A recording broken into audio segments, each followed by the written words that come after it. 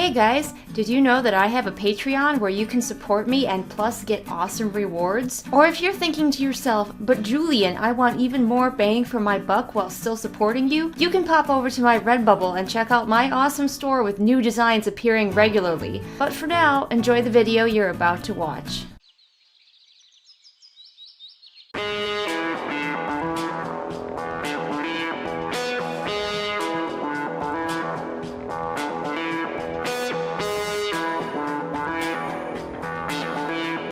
Hey everyone, this is just your friendly heads up warning that we're about to go into a critical reading of Jenna Moreci's The Savior's Champion, which will include every possible spoiler. So if you don't want spoilers and you don't have a sense of humor about Jenna's writing, then this video probably isn't for you. Otherwise, enjoy the show. Hey guys, it's the same night as last time, and people are talking to me. My husband was supposed to come home and play video games with me because we are doing a team playthrough, I guess, of Stardew Valley. But instead, he's out gaming with some friends, so I have nothing to do tonight. So I guess I'm gonna read some more with you from this book. Savior's Champion and Chill, guys. Let's do this. You ready? I'm ready. Let's do this. So, Chapter 5, First Impressions. Okay, I have a question right away, actually. I have a question right away. So, it says that the men outside had risen, talking and laughing as if a handful of their own weren't already dead. Why is Tobias, like, one of the only sane people here? Because he got into this tournament so easily, it makes me think that people in this tournament could just be, like, average Joes. How did they find a whole bunch of psychopaths, like legitimate psychopaths, and Tobias? What happened? Were they like, okay, we need a bunch of people who just will kill and not give a shit, and then we want just like a couple of just dudes that apparently have enormous penises? Is that what happened? Is that, like, legitimately, is that what happened? Is that how they did this? Do we find out later that's how they did this? I mean, I will say that this is way more readable, just enjoyable to read than Eve the Awakening, but it still doesn't make a lot of sense either. So, you know, suspending your disbelief is required. This is definitely, I mean, I'm not all the way through it, obviously, but it definitely feels like a popcorn book, like a book that you would just read for enjoyment, but it doesn't have a lot of depth, and it doesn't have a lot of logic. So, but we'll keep going. Maybe it will get logical eventually. Okay, so now we're doing exposition via dialogue, which they tell you is how you're supposed to do it, but it's not always the case. But we have Delphi making Tobias look pretty while she is basically describing all of the other men for us again.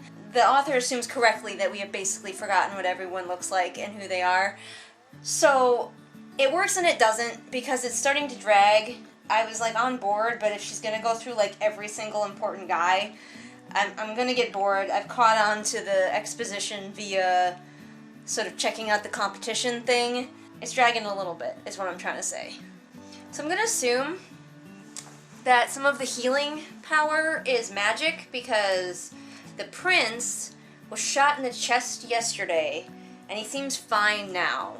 So I'm gonna go ahead and assume that magic is involved in the healing here. Even though it hasn't been explicitly stated, that seems pretty obvious to me. I would pay money if Kaleo turned out to be a shepherd. Like a real shepherd. Like a psychopath shepherd. That would be amazing to me if that turned out to be true. Because Delphi is like, he claims to be a shepherd. And they're like, he's probably not really a shepherd because his scars are all wrong and everything. But if he really was a shepherd, that would make me way happier than it has any business making me. Some guy, the prince guy, he's talking to Tobias. Doesn't he know that anybody who makes friends with Tobias gets immediately killed? We'll see if this trend continues. His name is Flynn. I want to know if he has smolder. Oh man. Oh man. Flynn is doing that life debt thing. He is so gonna die very, very soon. Dude, you're sealing your own fucking fate. The Savior glows in the sunlight. just kind of like sparkling in the sunlight. So now in my head she's a vampire. Just putting that out there. Okay, so I've been reading for like 2 pages about how bored Tobias is with everybody's questions about this. They're all allowed to ask one question to this savior lady, and Tobias is bored, but we're still here, and so we are bored along with Tobias, and I don't feel like that's necessarily the best thing. Like, I feel like we only needed to hear about how bored he was once, and then we can move on. But instead, here we are, like 2 pages later, still hearing about how bored he is and how little he thinks of these people's questions. All these guys are admiring her boobs. Isn't a single one of them an ass man? Come on. Of course, they're all pigs, because they're all like, titties, except Tobias. He is the good one. Alright, we have achieved chapter 6. So I'm going to go ahead and stop for now. I will say that reading this book definitely makes me want to write again. So that's kind of good when you read a book that like gets your own creative juices wanting to flow. I mean, it's definitely not perfect, but it's definitely more enjoyable than Eve the Awakening. So that's a good. Anyway, I will see you guys in a few seconds. For you, and however long for me, I'm gonna eat a KitKat now. Hey kids, it's me, Julian Greystoke, back to read some more of the Savior's Champion. It's been like 2 weeks since I last read this, and also Jane is here. See? So he's gonna help me. So I've got some tea that's a little bit too hot for me to drink right now, but hopefully I won't have to spill any of it, if you catch my meaning. If you ever see me wiping my hand off, it's because Jane likes to boot me with his nose, and then I have a little wet cat snot spot on my hand. Anyway, the next chapter is called The Apothecary. So, there's probably an apothecary in it. Nigel is here too. So right away this chapter starts out with the guy, Flynn, whom has decided he wants to be Tobias' friend because Tobias saved him in the previous chapter, trying to be friends with Tobias. And Tobias is a needless grumpy pants, and like, I don't understand. I noticed this about Tobias and Eve in Jenna Moreci's books. Like, I don't know why she has this thing about characters who... like, other people are like, let's be friends, and Jenna's characters are all like, no, I hate people. Why do you hate me? I don't know, I just do. And it's like, okay. Or you could, you know, you just saved this guy's life and he wants to be your friend. What is wrong with that? He has literally done nothing to make you not want to be his friend. So, why, Tobias? So, apparently they're just all sitting around watching an apothecary, whose name is Dickus, by the way. That's probably not how it's pronounced, but it's spelled Dickus, and now all I can think is Biggest Dickus. Okay, I think I know where this is going now. The apothecary is mixing up this, like, sleeping potion, and he's like, all you need is 3 drops, and I believe he said it twice, so we know that's important. So definitely later, Tobias is gonna have to use the sleeping potion. However, did we need to watch the fucking apothecary make it? I feel like no. I'm never gonna remember, like, any of these ingredients, and Tobias is too drunk to remember any of these ingredients, so why did we sit through this? It's like a page and a half. The apothecary finishes, how about a round of applause, not for me, but for science. Except for he literally put magic into this. So, yes, infused with the magic of the Savior herself. So he literally put magic in it, and then called it science. I wish you could see Jane. Like, I should, like, turn the camera down so you can just see him, because he's being very cute right now in my lap. I'm not going to, though, because then you'd be staring at my crotch. Aha! We've gotten even more reason for the apothecary. Okay. The wine is poisoned, and they just watched him make the antidote with magic. So the fact that Tobias is drunk is now hilarious to me because he was not paying attention. Although, honestly, I still am not happy that I had to read all of that. Now that I fully understand, you know, you guys are getting the play-by-play, so if you've read this, I'm sure you were all shouting at me. But now that I fully understand, I'm still not happy that I had to read all of that. But let's see if Tobias dies, or more likely, his new buddy. By the way, I would be fine in this situation because I don't drink, so I would just watch all these motherfuckers completely fumble around and slowly die of poison. Not that I would be in this tournament because I don't have a dick at all, let alone the best dick in the land. Can't decide whether this scene is supposed to be hectic or comedic. It feels like it's trying to be both, and so it's not really getting either tone correct. Alright, well that's the end of that chapter. Tobias managed to finish his potion and then selfishly drank it without checking to make sure that his buddy, who has been helping him this entire time, is okay. So I guess we'll find out if our new friend Flynn, who has literally done nothing to ever harm Tobias, and has in fact only tried to help him, is dead in the next chapter. But that, my friends, is for the next chapter, which I might go on to read today or I might not, but I should do some other things first. So I'll see you when I see you. New day for me, couple seconds for you. Let's get on to the next chapter of the Savior's Champion. This chapter, chapter 7, is called The Allies. Hopefully many of you are still with me after I so wrongly guessed what was going on with the poison in the apothecary in the previous chapter. Hopefully no one will hold that against me. Remember, I'm reading this for the first time, so I don't know all of the things that could be happening. So don't get mad at me if I guess wrong. Kinshu is here. So right away, we start with Tobias is unconscious, and apparently this person called Pippa wants to try something called True Love's Kiss, which means that in this world, they have the mythology of True Love's Kiss waking people up. Again, these are little world-building tidbits that we writers can look out for in our own work, where you put in cultural things from our world into a world that should not have these cultural things. Unless the book's about to explain to me why they also have True Love's Kiss as a myth, which I don't think it's going to. So we find out the meanings of Tobias and his love interest Layla's names, and their names mean respectively goodness and darkness. I mean, I can't fault it, because I often like to have names that are pretty on the nose for my character, but at the same time I don't often point it out within the book. I usually let people find that out on their own. So that's a thing. I think Layla is supposed to be all angsty and not like other girls. Oh boy. Also, she complains earlier about the physician not respecting her because she's a woman. Admittedly, I don't understand women's place in the society, again because the world has not been built. Are we just to assume that women are sort of still treated as second class in this world, even though their savior is a woman? I mean, I guess her dad kind of runs the country, so we could infer that, but it would have been a great opportunity to have a world that is not completely similar to ours. But I guess that's probably not what's important about this book. Just enjoy the ride. Don't question it.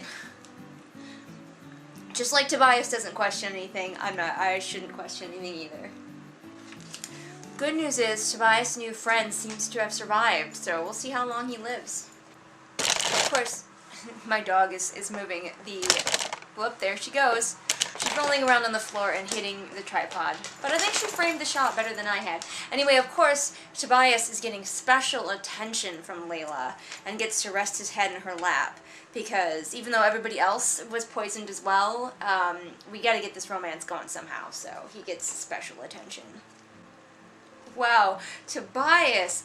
cold, stone cold. So he's talking about his sister and her accident, and Layla asks, is she alive? And Tobias answers, from the waist up. Harsh, my dude, that's your sister. Fuck. Somebody pointed out, and I can definitely agree, that the names in this book are a little bit all over the place. Some of them feel like they fit into this world, and some of them feel like they're just out of left field. And again, that's something that's important for world building is, and I talked a little bit about it in my video about naming characters if you want to go check that out, is to pick names that seem like they all fit together for the world that you are creating. So we got, you know, Tobias and Layla, and I guess they sound like they could be from this world, but then they have, like, a Bjorn, I think that's how you pronounce his name, and Xander, and I don't know, and then they have, what was his name, the little Weaselton, or whatever his name was, the little plump guy who introduced them all, and, like, they don't all fit, and that's just something, again, that's something to think about when you're world building. Wembleton, his name is Wembleton. Ugh, Layla, honey, you're making me gag here. Maybe goodness will prevail. Because his name means goodness. Gag me. Alright, we've had a scene break, and we open on Caesar jerking off, which I feel like is not a detail that we needed. I definitely feel like Jenna was just like, I know, we'll have him jerking off. That'll shock people. Or, like, I don't know, she wants to weed out the readers that can't handle, like, sex stuff, but, like, what does this serve the story? Nothing. I'm sure we can surmise that this group of guys probably jerks off. We don't actually need to be privy to moments when they do. The hunter is Orion. Get it? Orion, the hunter. I see what you're doing, Jenna. We know, again, that Tobias is the best of the good guys because everyone else is making fun of a developmentally disabled girl and Tobias is standing up for her. So, you know, we know that he is the very best, like no one ever was. But the amount of drugs that they put in these people, because now their food has been drugged and they all fell asleep, for the next challenge or whatever, and I would not eat anything these people gave me ever again because I would be like, you're trying to drug me. They rely very heavily on drugs so far. Okay, now they're in a really elaborate Saw-esque type situation, and I'm very curious how we got from, you know, wandering around in tunnels with like water and stuff to this. This is a pretty intense change. So I get this challenge is all about keeping calm because now we've decided that the challenges are about figuring out if you're suitable to marry the savior versus like I don't know what the hell they were looking for with the vine challenge or the spider challenge, like willingness to walk through spider webs. Will you? No, what it was is if the savior shrieks about a spider in the next room, will you come and save her? That's what that challenge was. But no, in all seriousness, it seems like the author just decided at this point that that's what the challenges were going to be about, making sure that they're suitable for the savior, and didn't bother to go back and try to make the other challenges fit the theme. So they're all supposed to sit and stay very, very calm.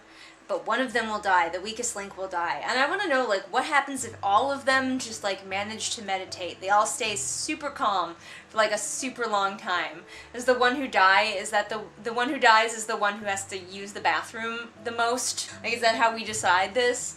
I need to know. Information I need. So apparently they're going to torture them, or at least threaten them with torture to get them to freak out a little more. Nope, they're just straight up torturing him. That seems a little unfair, but okay. Who can disassociate the best while they're being tortured? That's the real challenge. So after giving Tobias an extra special amount of torture, more torture than they had given anyone else, somebody else who was watching Tobias be tortured was actually the one who died.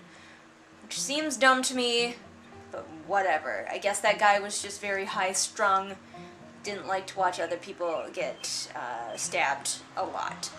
So, we have finished that chapter. I don't know, that chapter was not very engaging to me, especially the beginning part.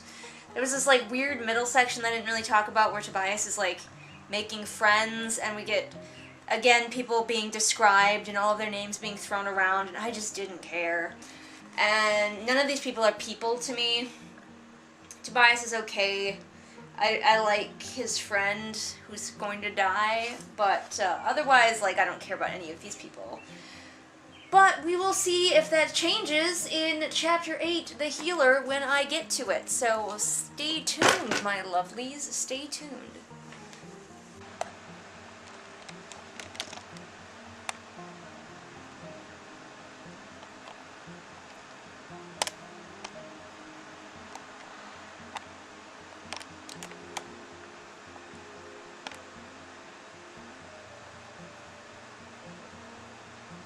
Today I've got a little bit of time, although I'm running behind as usual, and I'm going to read a little bit more of The Savior's Champion, which you undoubtedly know because you've been watching this video. Today we're going to be reading Chapter 8, The Healer. Jane is going to be clawing me on the leg because he's mad I'm not paying attention to him, so let's just get started. So they're playing this, apparently some sort of memory matching game, which I initially thought was just literally that children's game where you put down a bunch of cards and you have to flip matches. But it might be more complicated than that, at least I hope so, because otherwise everyone's acting like this is like the greatest game of strategy and memory. So I'm thinking it's more like counting cards, is what they're actually doing, but there's so far been no real explanation of this card game. I totally forgot what happened last chapter, and Tobias is injured, and I forgot that even happened. There's the last chapter. I think the last chapter was the first one that was really, like, did nothing for me, and I was just very checked out on. So, we'll see if that is a continuing trend from this point on, or whether this book, which, as I have said, is very readable, does get me back to at least not hating my time.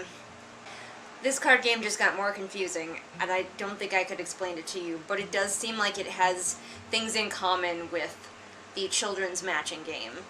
So, just have that in your head. Jenna Moreci is walking a very fine line. She's walking right on the edge of, obviously, a woman writing men. You know how sometimes you'll be reading a story that's like, a story with a female lead character that's obviously written by a man because she thinks or says things that women just don't think or say. Jenna is dangerously close, I feel like, in this book. I feel like guys reading this would probably be rolling their eyes at this point and going, yeah, a woman wrote this. And I'm not saying that women can't write men and men can't write women. It happens all the time. But some authors give themselves away with obvious tells, like they're just joking around about their dicks.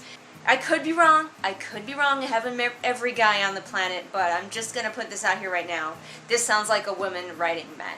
Also, everyone besides Tobias is pretty okay with sexual assault. At least they're at the point where they're like, her, laughing about it. So, you know. Again, this is just an observation from reading Eve and then reading this. Jenna has a pretty low opinion of a lot of men. At least the ones that she writes. She writes a lot of guys that are, like, slathering misogynists. And I'm not saying that she hasn't undoubtedly encountered some of those in her life, but I feel like that can't be everyone. And that's pretty much everyone except for her good guy characters. It's just, you either have good and pure or slathering misogynist, and nary the twain shall meet. And here we have Tobias saving his love interest from being sexually assaulted. Always a classic gem that I never get tired of seeing. That's sarcasm, by the way. I am so tired of seeing this classic gem. Uh-oh. Uh-oh. So, Tobias has an injured leg, and Lila, the girl he likes, has just come to check on it. And Lila untied his makeshift tourniquet and rolled up his pant leg. At this point, with this injury, he should not be wearing a tourniquet. A tourniquet is like a really like emergency life-saving thing that at this point should have been, if one was ever applied, should have 100% been removed. At this point, you would be using just pressure from the bandages, but would not be using a tourniquet unless you want him to lose his leg. So, Layla is a crappy healer, is what I'm discerning from this. Here's another sequence that I really don't like. I really zoned out. It's an attempt at, like, banter, and also more setting up even Tobias's friends as kind of meathead assholes, misogynists. They're talking about the savior again, talking about all her assets, you know, her tits, her hips, you know, all of that stuff. And again, you know, Tobias gets to be the one who's like, I don't care about her, maybe you shouldn't talk about her that way, or something like that. You know, so he can be, again, the best of them. But this whole sequence was just really a chore to read. All of his friends, I can't tell them apart because they all have the same voice. They all make the same jokes. And so I kind of wonder, like, what is the point of this? We've already established that everybody is very lewd when it comes to women except Tobias, and so we don't need more. but I guess he needs to be seen being not lewd in front of the healer girl who is stitching up his leg. So I just don't like it. I'm getting sick of the repetition. Men are lewd except Tobias, who is the best one, and repeat until the end of time. This riddle is... I like riddles. You should know this about me. I really like riddles, and I like solving riddles in books and solving puzzles. It's like one of the things I dig. And this riddle is not very well put together as far as a lot of riddles that I've read in fantasy books. Lined tip to tip we form a square. There are true places in the sky. Our wingless flight is yours to command, but no will always stop to rest. The answer is 4 arrows, which I'll grant you is obviously could be an answer to this, but the way that riddles work, like everything matters in a riddle, and so like line tip to tip we form a square means that the thing that you're looking for or trying to think of is commonly found making a square. And it's not, it's just to tell you that if you put 4 arrows in a square, they form a square. But that doesn't give you any hint that they're arrows. It potentially gives you a hint that they're things that are straight, but I feel like that could have been left out of the riddle completely, and it would have been fine. Wingless flight is fine. I don't know, but no will always stop to rest. I don't know how that was supposed to help you solve this riddle. Basically, a riddle should have all of the pieces that are confusing, but all of them are intricately put there to help you solve the riddle. A good riddle solver pays attention to every line, every word choice, and this riddle doesn't have any of that flair that I love from some of the best fantasy riddles that I've read. So, yeah, I'm not really going anywhere with that. I'm just saying that this riddle is shitty. It's shitty. You're welcome. Feel free to place your favorite bookish riddle down below. Day shifted into night. How would they know? They're underground. We already established earlier that Tobias had trouble telling even when it was day or night, so that it doesn't work. The healer lady tells Tobias, "You're the only man who's thanked me, who's even asked my name." So I'm guessing basically the prerequisites for this tournament must be a giant asshole and then one nice guy. Not all men, guys. Hashtag forget hashtag not all men. Hashtag only Tobias. I know I keep harping on these things, but it's a problem for me when characters are just like caricatures instead of characters. If you watch my other reviews, you'll know that I often compare poor characters to paper products. So this character is tissue paper, this character is cardboard. And I would definitely say that right now these characters are just paper. They're not even thick enough to be cardboard. They're just paper with a series of like very minor like traits written on them. Even Tobias because he is just the nice one. In a group of assholes, he is the nice one. And I'm waiting for him to like have something. He's an artist and that should be something, but so far that's not really given him anything to do aside from occasionally be mopey about not getting to paint. So we'll see. There's a lot of book left. So Layla has taken Tobias up to have a nice little romantic talk, their first really romantic talk. And so far I just don't feel any chemistry with these two. I don't understand why she is attracted to him, other than the fact that he's literally the only man who is treating her with any form of kindness.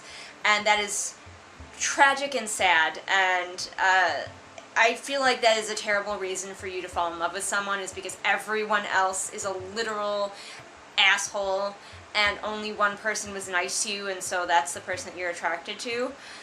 Tobias sounds right now like every nice guy in the world. Okay, so I made it through chapter 8. It was okay. Chapter 8, for at least the first half of it, just kind of walked in place. And then the second half of it was really trying to kick off the romance between Tobias and Layla, which I'm really not feeling. As I mentioned, it definitely feels like a woman being attracted to literally the only guy who is nice to her, and the only reason that is because Jenna Moreci couldn't be bothered to write any characters with dimensions. And Tobias being all like, you know, oh yeah, the savior's pretty, but pretty isn't the only thing, and I'm just waiting for him to tell her she don't need to wear makeup, she looks pretty anyway. You know, that whole nice guy routine. And I know Tobias is an actual nice guy because Jenna has written him to just be the best. But it's kind of cringy to me. Obviously, your significant other should treat you well. That is like a very important thing. 100% agree that that is an important thing. But that is not the only thing you can hang a relationship on. You have to have similar interests. You have to, I don't know, you have to have chemistry, and I'm not feeling it. There's a lot that you have to have a successful relationship, and I feel like I can say that because I've been married for 11 years to a guy who A, treats me well, and B, has a lot of other things going on. So, yeah, I feel I'm rambling, I'm getting off topic. I'm gonna go preheat the oven and make myself some chicken nuggets, and I'll be back to read the next chapter probably.